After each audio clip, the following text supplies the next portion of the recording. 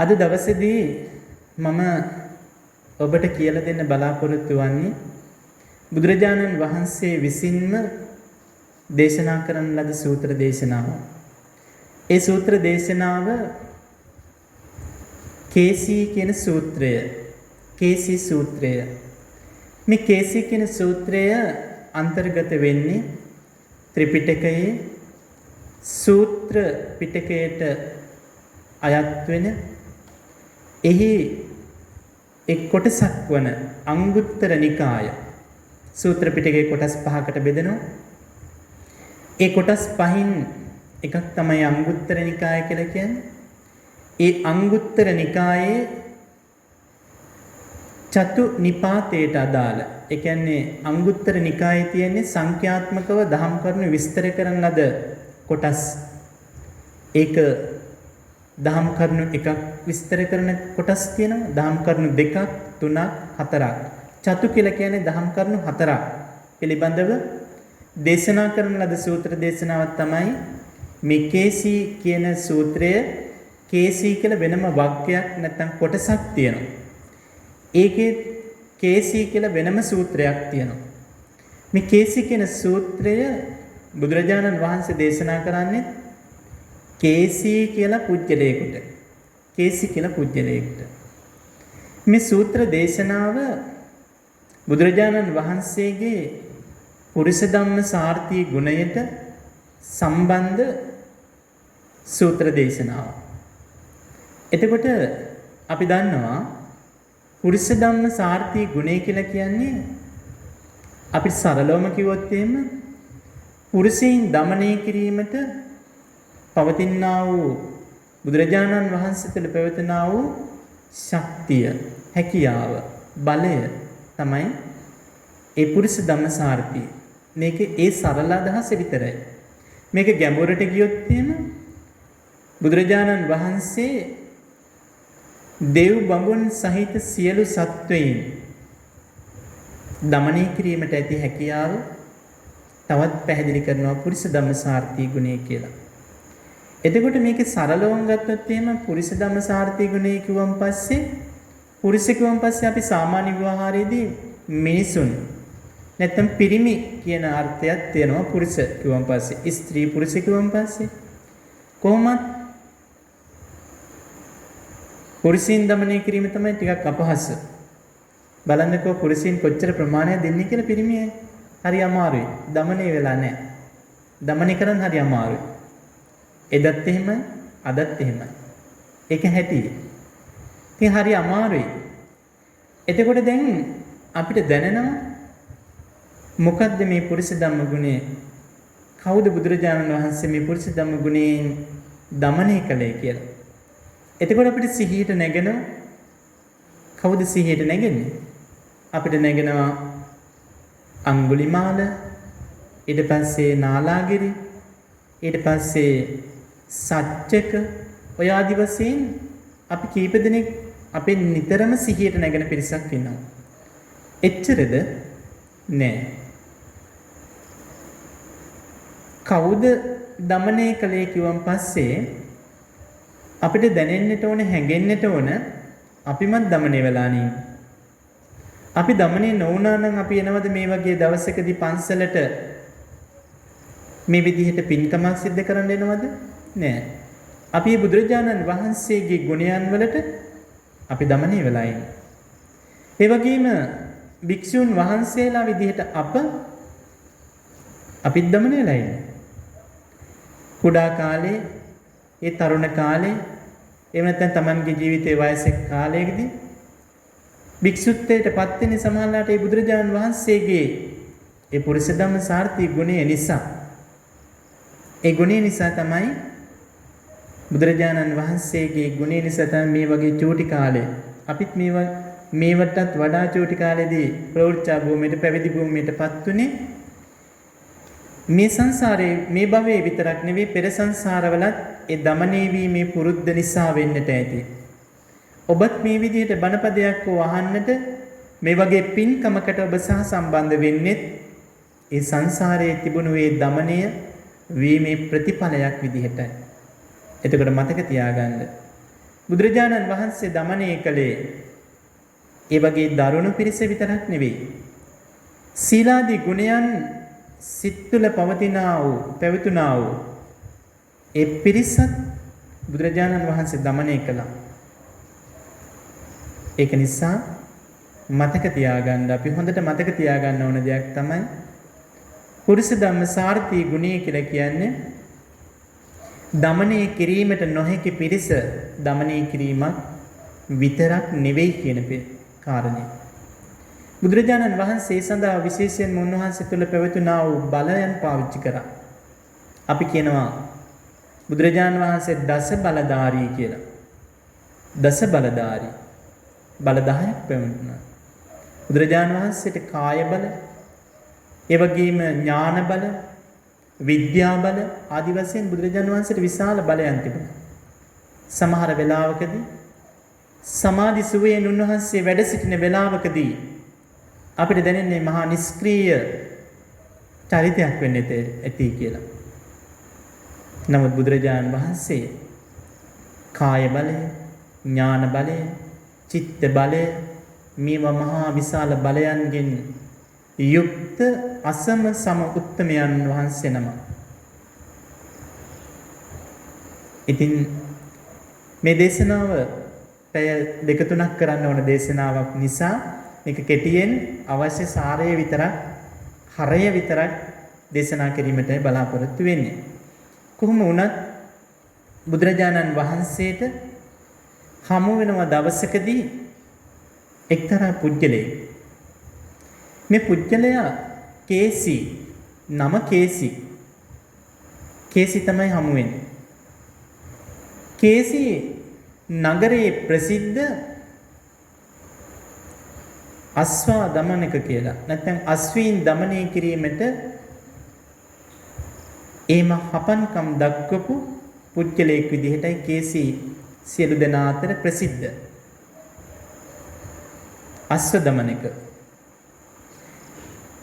මෙහිම කේසි බුදුරජාණන් වහන්සේට සම්මුඛ වෙලා බුදුරජාණන් වහන්සේ සමග කතා බහ කරනකොට බුදුරජාණන් වහන්සේ අහනවා කේසිගෙන් අහනවා කේසි ඔබ අස්වැයන් දමනය කරනවා. එම අස්වැයන් දමනය කරන්නේ කොහොමද කියලා ඇහුවා. ඒ වෙලාවේදී බුදුරජාණන් වහන්සේ බුදුරජාණන් වහන්සේට කේසි කියනවා බුදුහාමුදුරනේ මම ක්‍රම 4ක් උපයෝගී කරගන්නවා. ක්‍රම 4ක් උපයෝගී කරගන්නවා කියලා කිව්වා. කේසි දැන් මේ බුදුහාමුදුරන්ට කියන්නේ. බුදුහාමුදුරුවෝ අහනවා කේසිගෙන් අහනවා මොනවද ඒ ක්‍රම 4 කේසි?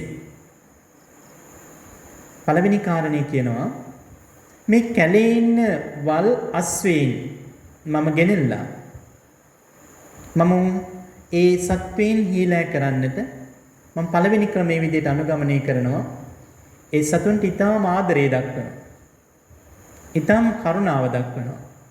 ඒ සතුන් හොඳින් අපුපස්ථාන කරලා ඒ කැලේ හිටපු වල් අස්වැයින් අපිට හීලෑ කරගන්න පුළුවන් තත්ත්වයට පත් වෙනවා කියලා කිව්වා. මේ කේසිගේ පළවෙනි කාරණය. එම හීලෑ වෙනවා. මේ පොඩි හාමුදුර ළඟ ඉන්න බල්ලත් එහෙමයි. ඔය කොහේද ඉඳලා ආපු දරුණු බල්ලෙක්. දරුණු බල්ලෙක්. දැන් නම් එහෙම දරුණු නෑ. ඒ ගෙදරක ලී වගේක් මුර කරන්නට ගැට ගහලා හිටපු බල්ලෙක් මෙහෙට කඩාගෙන ඇවිල්ලා ඉන්නේ. ඉතින් දරුණු සත්ත්වයින් එමෙ හීලා කරන්න පුළුවන්. එමෙ හීලා කරන්න පුළුවන්. ඉතින් අපි මෙහා ඇති කරපු බල්ලෙක් නෙවෙයි පොඩි හාමුදුරුවෝ පිරිවෙන් යනකොට පාරට යනකන් දුවගෙන යනවා. ත්‍රිවිල් එක නැගලා යනකොට දිගටම බුරබුරා ළඟට ඒ කියන්නේ පාරට යනකන් ගිහිල්ලා තමයි එන්නේ. එච්චරටම හීලා වෙලා ඉන්නේ. ඉතින් කොහොම හරි මේ කේසිත් මේ දරුණු මේ කැලේ හිටපු අස්වැයින් ගෙනල්ලා හීලා කරගන්නවා. ඒම ආදරයෙන් සලකලා. ඊට පස්සේ බුදුරජාණන් වහන්සේ කියන දෙවෙනි කාරණේ බුදුහාමුදුරනේ දෙවෙනි ක්‍රමේ තමයි ඒම ආදරයෙන්ම කිව්වට හරියන්නේ නැහැ. ටිකක් සැරපරුස වෙන්නට ඕන. එහෙම සැරපරුස වෙලා සමහර වෙලාවට බනින්නට ඕන. එම් බැනලා සමහරට හදන්න පුළුවන් එහෙම සත්‍යයෙන් ඉන්න. ඒක දෙවෙනි ක්‍රමය. ඊට පස්සේ තුන්වෙනි ක්‍රමය එහෙම හොඳින් කියලා හරියන්නේත් නැහැ. බැනලා හරියන්නේත් නැහැ. දඬුවම් කරන්නට ඕන කියලා කිව්වා. දඬුවම් කරන්නට ඕන. එහෙම කියලා කිව්වා. එහෙම දඬුවම් කරාන් පස්සේ සමහර ඒ මාස්වීන් හීලා කරගන්න පුළුවන් කියලා කිව්වා. හොඳිනුත් බෑ, හොඳින් කියලාත් බෑ. තව ටිකක් සැරෙන් කියලාත් බෑ. දඬුවම් කරන්නත් ඕන කියලා කිව්වා. ඒ වෙලාවට පස්සේ බුදුහාමුදුරුවෝ අහනවා ඔහොමත් බැරි අස්වැයන්ට මොකද කරන්නේ කේසි? එමෙ කියලා අහනවා. ඒ වෙලාවේදී කියනවා එහෙම අස්වැය හම්බුනොත් බුදුහාමුදුරනේ මම ඒගොල්ලෝ මරලා දානවා කියලා කිව්වා. මොකද මගේ නමට හොඳ නැහැ. මම අස්වැදම්ම සාරති.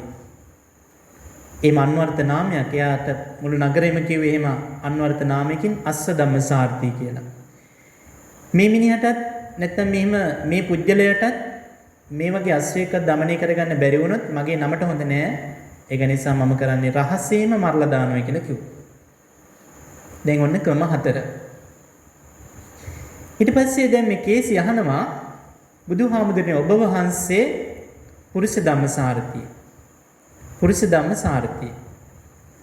ඒ කියන්නේ මිනිසුන් දේව බමුණන් සහිත සියලු සත්වයා দমনය කිරීමට විශේෂ හැකියාවක් තියෙන උත්තමයන් වහන්සේ තමයි ඔබ වහන්සේ. ඔබ වහන්සේ කොහොමද ඔය දේ කරන්නේ? කොහොමද ඔය දේ කරන්නේ? බුදුරජාණන් වහන්සේත් මේ කේසිට කියන්නේ කේසි මම අනුගමනය කරන්නේ toy ක්‍රම 4මයි. මම අනුගමනය කරන්නේ toy ක්‍රම 4මයි. මටත් ක්‍රම 4ක් තියෙනවා. ඒ ක්‍රම 4 ඔය ක්‍රම තමයි කියලා කිව්වා. ඊට පස්සේ දැන් අහනවා කේසියෙන් අහනවා දැන් එහෙම කිව්වත් කේසිට මේක දැනගන්නට ඕන. අවබෝධ කරගන්නට ඕන. අවබෝධ කරගන්නට ඕන නිසා කේසි අහනවා බුදුහාමුදුරන් ඔබ වහන්සේ කොහොමද ඒ කාරණේ සිද්ධ කරන්නේ කියලා. ඒ වෙලාවේදී බුදුරජාණන් වහන්සේ මේ පුජ්‍යලයට පැහැදිලි කරලා දෙනවා. සමහර මිනිසුන් ඉන්නවා සමහර සත්වයන් ඉන්නවා ඒ ආදරයෙන් සෙනෙහසෙන් කිව්වන් පස්සේ හැදෙනවා. ඔබ වහන්සේ කොහොමද මේක කරන්නේ? බුදුහාමුදුරුවෝ කියනවා මම ඒ පුජ්‍යලයන්ගේ සිත කය වචනේ සංවර කරගන්න ධර්මයේ දේශනා කරනවා. සිත කය වචනේ සංවර කරගත්තේ නැත්නම් ඒ අයට සිදුවන විපාක ගැන එහෙම ප්‍රකාශ කරනවා. එතකොට මේ විදිහට සිතින් සිදුවෙන වැරදි, කයින් සිදුවෙන වැරදි, වචනයෙන් සිදුවෙන වැරදි මේවා කරන්න එපයි කියලා එයාට අනුශාසනා කරනවා. පළවෙනි කාරණය. එතකොට කයින් සිදුවෙන ඒවා, වචනයෙන් සිදුවෙන වැරදි සහ සිතින් සිදුවෙන ඒවා. එහෙම කියලා බුදුරජාණන් වහන්සේ එතනින් නතර කරේ නැහැ. කයින් සිදුවෙන වැරදි ප්‍රාණඝාතය, අදත්තාදානය, කාම මිත්‍යාචාරය කියන මේවා ප්‍රාණඝාතය කරන්නෙත් නැහැ, කරවන්නෙත් නැහැ. එහෙම නැත්නම් කිරීමට අනුබල දෙන්නෙත් නැහැ. අදත්තාදානයත් එහෙමයි. කාම මිත්‍යාචාරයත් එහෙමයි. Taman කරන්නෙත් නැහැ, අන් අයට කරන්නට අවවාද කරන්නෙත් නැහැ. ඒවට අනුබල දෙන්නෙත් නැහැ. මෙන්න කියලා බුදුරජාණන් වහන්සේ මේ කාරණේ පැහැදිලි කරා. ඊට පස්සේ දැන් අහනවා කේසි අහනවා එහෙමත් බැරි අය බුදුහාමුදුරුවෝ වහන්සේ මොනවද කරන්නේ? බුදුහාමුදුරුවෝ කිව්වා එයාට ටිකක් වැඩියෙන් අනුශාසනා කරනවා, ටිකක් සැරෙන් කියනවා. සැරෙන් කියනවා. සැරෙන් කියනවා කියලා කියන්නේ මොකක්ද? සැරෙන් කියනවා කියලා කියමින් අදහස් කරන්නේ මතක තියාගන්න බුදුරජාණන් වහන්සේ සමහර අවස්ථාවකදී සමහර පුජ්‍යලයින්ට එහෙම සැරින් ආමන්ත්‍රණය කරපු අවස්ථා තියෙනවා. උදාහරණයක් විදිහට කිව්වොත් එහෙම මෝග පුරුෂ. මෝග පුරුෂ කියලා බුදුහාමුදුරුවෝ ආමන්ත්‍රණය කළා තියෙනවා. ඒ කියන්නේ මෝඩ මිනිහෝ. එහෙම කිව්වන් පස්සේ ටික සැරයි වගේ. ගෙදරදී නෝනා කිව්වොත් එහෙම මහත්තයාට මෝඩ මිනිහෝ කිව්වොත් එහෙම. නැත්නම් මහත්තයා නෝනට කිව්වොත් එහෙම මෝඩ ගෑණි කිව්වොත් එහෙම. ඉතින් සති ගානක් කාලාම අර නේද? අයිකන් හම්බෙන්නේ නැහැ. ඉතින් ඒ වගේ තමයි. එතකොට ටික සැරයි ඒක. බුදුරජාණන් වහන්සේ ආමන්ත්‍රණය කළා තියෙනවා මෝග පුරුෂ කියලා. මෝග පුරුෂ කියලා ආමන්ත්‍රණය කළා තියෙනවා. සමහර අවස්ථාවන්වලදී එහෙම ආමන්ත්‍රණය කරන්න සිද්ධ වෙනවා. බුදුරජාණන් වහන්සේ ආමන්ත්‍රණය කළා. ඒ වගේම සමහර රහතන් වහන්සේලා උදාහරණයක් විදිහට කිව්වොත් එහෙම මිලින්ද වච්ච කියන මහරහතන් වහන්සේ නිතරම ආමන්ත්‍රණය කරලා තියෙන වසල වාදයෙන්. මේ මහරහතන් වහන්සේ නමක් උන්වහන්සේ ආමන්ත්‍රණය කළා තියෙන නිතරම වසල වාදයෙන්. වසලය මෙහෙවර ඵල ආදි වශයෙන් තමයි ආමන්ත්‍රණය කළා තියෙන්නේ. එතකොට එහෙම වෙච්ච අවස්ථා තියෙනවා. එහෙම කරපු අවස්ථා තියෙනවා.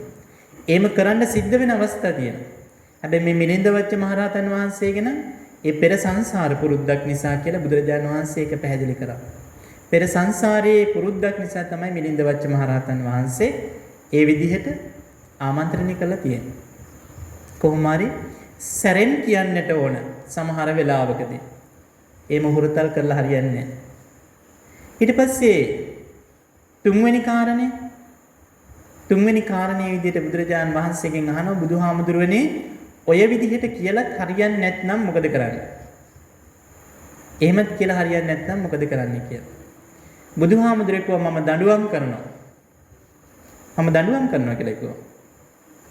බුදුරජාණන් වහන්සේ දඬුවම් කළා නැද්ද? දඬුවම අනුමත කළා නැද්ද? අනුමත කළා තියෙනවා. කරන්නත් බෑ, කරවන්නත් බෑ, කරන අයට අනුබල දෙන්නත් බෑ. ඒක තමයි සාමාන්‍ය ස්වභාවය. බුදුරජාණන් වහන්සේ සමහර වෙලාවකදී එහෙම කළා තියෙනවා. මොකක්ද කරපු අනුමත කිරීම? චන්නහාමුදුරන්ට බ්‍රහ්ම දණ්ඩනය දෙන්න අනුමත කළා. බ්‍රහ්ම දණ්ඩනය. බ්‍රහ්ම දණ්ඩනය කියලා කියන්නේ ලෙහෙසි පහසු දඬුවමක්ද? මේ ලෝකේ තියෙන දරුණම දඬුවම් වලින් එකක්. මොකද්ද බ්‍රහ්ම දණ්ඩනය? කිසිම කෙනෙක් කතා නොකර සිටීම. මහා විශාල පිරිසක් එකට ඉන්න තැනකදී උන්වහන්සේ චන්නහාමුදුරුවන්ට අවවාද කළා, අනුශාසනා කළා, හැදුනේ නැහැ. ඒ නිසා අනුමත කළා බ්‍රහ්ම දණ්ඩනය. කායික දඬුවම නෙවෙයි මානසික දඬුවම. කායික දඬුවමටත් වඩා ප්‍රබලයි මානසික දඬුවම. බුදුරජාණන් වහන්සේ අනුමත කළා. ඊට පස්සේ බුදුරජාණන් වහන්සේ මේ කාරණේදීම පැහැදිලි කරනවා මේ දඬුවම කියන දේ තුළ තව එක කාරණයක් වෙනවා ආදීනව. ආදීනව කියලා දෙනවයි කියලා. කරන ලද අකුසල කර්මයන් වල ආදීනව. ඒව පැහැදිලි කරලා දෙනවා.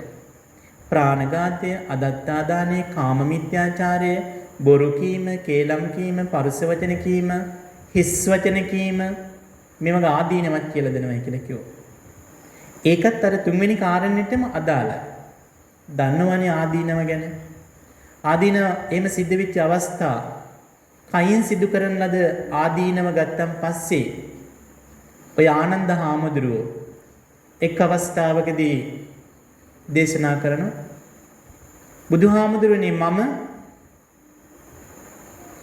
එක්තරා ආත්මයකදී මහා ධන සම්පන්න ධනවතෙක් වෙලා සිටුවරයෙක් වෙලා උත්පත්ති ලැබුවා. මට ලස්සන රූමත් කාන්තාවක් හිටියා. ලස්සන රූමත් කාන්තාවක්. ඒ බිරිඳ සිටියේදී මගේ ධනය නිසා මම තවත් බොහෝ කාන්තාවන් සමග කාමයේ වරදවා හැසිරුණා. මේ ආනන්ද හාමුදුරුවෝ කියන්නේ. එහෙම මගේ ධනය නිසා මම ධනය වියපැහැදන් කරමින් කාමයේ වරදවා හැසිරුණා. සමහර එක එදත් එහෙම අදත් එහෙම. මහා ධනවතුන් Tamanගේ සල්ලි වලට දේවල් කරන්න නැති වුණාන් පස්සේ ඒ වගේ වැරදි වලට යොමු වෙනවා. ඒවා බුද්ධ කාලෙත් එහෙමයි අදත් එහෙමයි. අනාගතේත් එහෙමයි.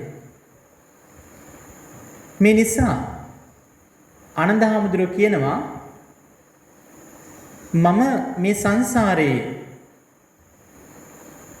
බොහෝ ආත්මවල මනුස්ස ආත්මවල ලාභයන් ලැබුවත් මම ශරීරයේ විකුණන ගණිකාවන් වල උත්පත්ති ලැබුවා. ඒ වගේම සමහර ආත්ම භවයන් වල බොහෝ ආත්ම ගණනාවන් වල මම නපුංසක තත්වයට පත් වෙලා උත්පත්ති ලැබුවා. ඒ වගේම සමහර වෙලාවකදී මම ගව ආත්මවල උත්පත්තිය ලැබලා ඒ කරත්තේ ගල් අදින සත්වයින් ගවයින් ප්‍රජනන ශක්තිය හීන කිරීම සඳහා එය පුහු භාවයට පත් කරනවා. මාව එහෙම ඒ තත්වයට පත් කළා. ඒ වගේම සමහර ආත්ම භවයන් වලදී මම වඳුරු ආත්මවල උත්පත්ති ලැබුවා. වඳුරු රංචුවල එක පිරිමි සතෙකුට විතරයි ඉන්න පුළුවන්.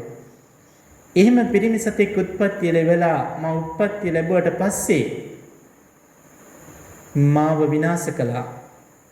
ඒ පුරුෂ නිමිත්ත කඩලා ඌරලා දැම්මා. එහෙම කියලා මේ ආනන්ද හාමුදුරුවෝ බුදුරජාන් වහන්සේ කාමී ආදීනව මේ වගේ අවස්ථාවන්දී ප්‍රකාශ කරනවා.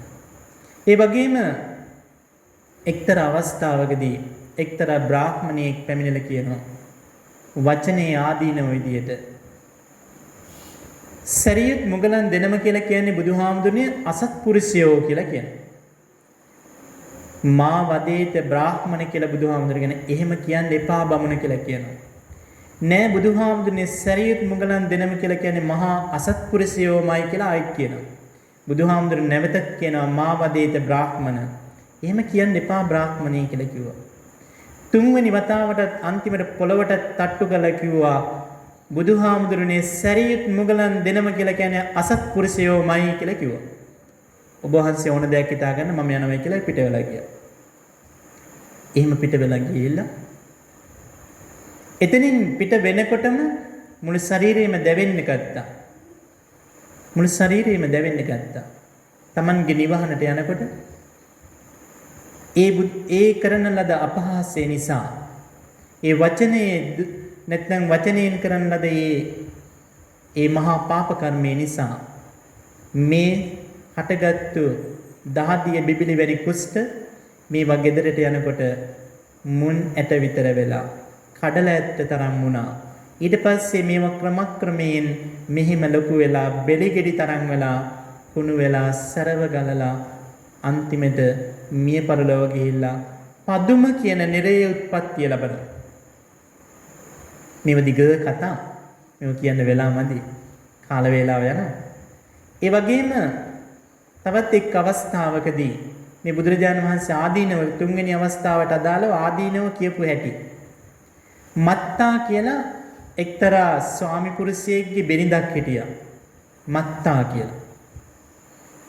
මත්තා වඳ භාර්යාවක්. මත්තා වඳ භාර්යාවක් නිසා මේ පුරුෂයා මේ පිරිමියා නැවත බිරිඳක් විවාහ කරගන්නවා. ඇය තිස්සා. මත්තයි තිස්සයි. දවසක් මත්තයි තිස්සයි පොකුණකට ගිහිල්ලා හොඳටම නෑවා.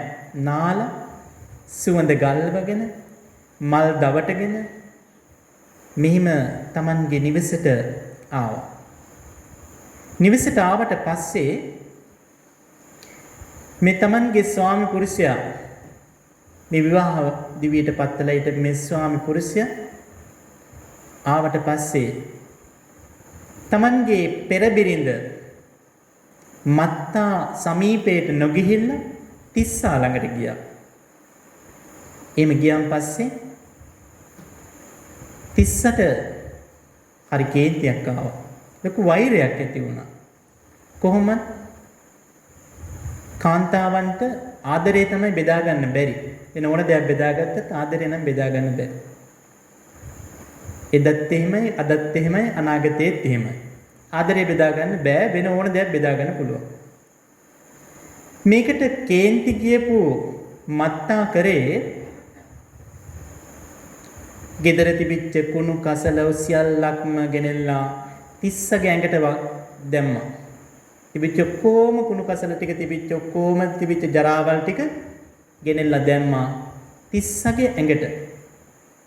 තිස්සගේ ඇඟට දැම්මා. මේ විදිහට මේ දෙන්නා ටික කාලයක් මෙහෙම ජීවත් වෙලා මුලින් මිය පරලෝකියා මත්තා මිය පරලෝකියා ගිහිල්ලා ටික කාලයකින් තිස්සා නැවත අර විදියට නාන්න ගියාට පස්සේ එක් තැනක ඉඳගෙන කිසියම් කාන්තාවක් නැත්නම් කාන්තාවක් නේ පෙරේතියක් ඉඳගෙන මහා දුකඳ හමන මෙහෙම කාන්තාවක් ඉන්නව දැක්ක. ඒ කියන්නේ පෙරේතියක් ඉන්න දැක්කා. තිස්සා ගොඩක් බය වුණා. කවුද උඹ ඇහුවා? ඒ වෙලාවේ කියන තිස්සට කියන මම මත්තා. ඔබට මතකද කියලා ඇහුවා. ඔව් මට මතකයි. ඇයි මේ වගේ මල පෙරේතියක් උනේ? ඒ වෙලාවේදී කියනවා මතකද ඔබට මම මේ වගේ කැලි කසන ආදිය සියල්ලක්ම ගෙනෙල්ලා ඔබේ ඇඟට දැම්මා. ඒ වගේම ඔබට මතකද ඔබ දන්නවද ඔබ ගෙනාපු සුවඳ විලවුන් ඇඟ ගල්වන්නට ගෙනාපු සියල්ලක්ම මම ඒවා වැසිකිලි වලට දැම්මා. ඒ නිසා තමයි මේ වගේ මහා දුගඳ හමන ශරීරයක් මට ලැබුණේ. ඊට පස්සේ තිස්සානවා ඇයි ඔය වගේ කස ඉන්නේ? කසනවා. මේ මල පෙරේතිය කසනවා. ඊට පස්සේ කියනවා මතකද දවසක් අපි කැලේට ගිහිල්ලා වනමල් ඒ වගේම පළතුරු නෙලාගෙන එන අතරතුරේදී මම හොරින්ම කහඹිලිය ගෙනෙල්ලා ඔබ නිදන ඇඳේ ගෑවා. ඔබ එදා රාත්‍රී පුරාවටම කසකසා හිටිය මතකද? මතකයි කියලා කිව්වා. එතන මේ විදිහට කියලා කියනවා. මේ දුකින් මිදෙන්නට මට මහා සංඝරත්නයට දානයක් දෙන්නට කියලා කියනවා. බුද්ධ ප්‍රමුඛ මහා සංඝරත්නය වඩම්මලා දානයක් දෙනවා. මේ වගේ ආදීනව කතා පේත වත්තුව විමාන වත්තුව කියලා බුදුරජාණන් වහන්සේ ග්‍රන්ථ දෙකක් දේශනා කළා තියෙනවා. කුද්දක නිකායට අදාළ ග්‍රන්ථ 15න් දෙකක් තමයි ওই පේත වත්තුව සහ විමාන වත්තුව කියලා කියන්නේ. මේ වගේ කතා දහස් ගාණක් තියෙනවා. එච්චර සංඛ්‍යාවක් තියෙනවා. ඒ වගේම പ്രേතාත්මය ලැබපු හැටි, ඒ වගේම දිව්‍ය ලෝකවලේ දිව්‍ය ආත්ම ලැබපු හැටි මා විශාල ප්‍රමාණයක්. කාල වේලා බොහෝ සෙයින් යනවා. ඊට පස්සේ හතරවෙනි කාරණේ තමයි බුදුරජාණන් වහන්සේගෙන් අහනවා ඔහොමත් දඩුවම් කළත් හරියන්නේ නැත්නම් අවවාද කළා හරියන්නේ නැත්නම් හොඳින් කියලා හරියන්නේ නැත්නම් ඔබ වහන්සේ අනුගමනය කරන ඊගාව කාරණේ මොකක්ද කියලා දැන් ඇහුවා. මේ කවුද කේසි අහන්නේ? දැන් මතකත් නෑ කතාව. ඒ වගේ දැන් අමතක වීගෙන ඉන්නේ දැන් කතාව දික් වුණානේ. ඒක නිසා කේසි ඇහුවා ওই ක්‍රම තුනින්වත් බැරි නම් බුදුහාමුදුරේ මොකද කරන්නේ කියලා. බුදුහාමුදුරේ කිව්වා මරලා දානවා කිව්වා. එහෙම කිව්වා. මරලා දානවා කියලා කිව්වා. කේසියට ඉහෙන් කනින් දාඩි දාන්න පටන් ගත්තා. ඔබ වහන්සේ ධර්මයේ දේශනා කරන්නේ වේරමණිය පානාතිපාතා වේරමණිය ධම්මං දේශේති. පනපන නැසීමෙන් වළකිනව කියලා ඔබ වහන්සේ ධර්මයේ දේශනා කරන්නේ. නමුත් ඔබ වහන්සේ දැන් මට කියනවා මට දේශනා කරනවා මම මරලා දානවායි කියලා. ওই ක්‍රම හතරින් තුනින්ම බැරි අය මතක තියාගන්න. බුදුරජාණන් වහන්සේ මේ මරණවා කියන එකෙන් අදහස් කළේ වෙන මොකක්වත් නෙවෙයි. ඒ අය අත්හැරලා දානවයි කියන එක. ඒ අය අපේ වසඟයෙන් ඈත් කරනවා. ඒ අය අපේ ඇසුරින් ඈත් කරනවා.